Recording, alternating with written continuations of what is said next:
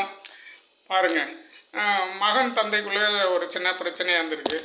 அது வந்து ஒரு மகன் வந்து பத்திரத்தை கேட்டிருக்காரு.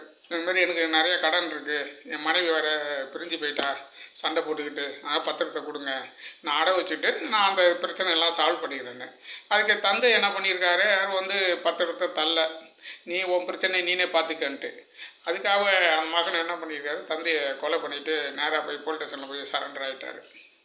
ஒரு சின்ன விஷயத்துக்கு பாருங்கள், அந்த ஒரு பத்திரத்தை கொடுத்துருந்தா அவர் கொலை பண்ணியிருக்க மாட்டார். இருந்தால் கூட ஒரு பொறுப்பில்லாத ஒரு பையனாக இருந்தால் என்ன பண்ணியிருக்காரு, அவர் ஏன் வந்து கொடுக்க மாட்டான்னு சொன்னார். அதுமாரி சில விஷயங்கள்லாம் இருக்குது. இப்போ என்ன பண்ணார், ஜெயிலுக்கு போயிட்டார். இப்போ மனைவி வந்து பிரிஞ்சு போயிட்டாங்க.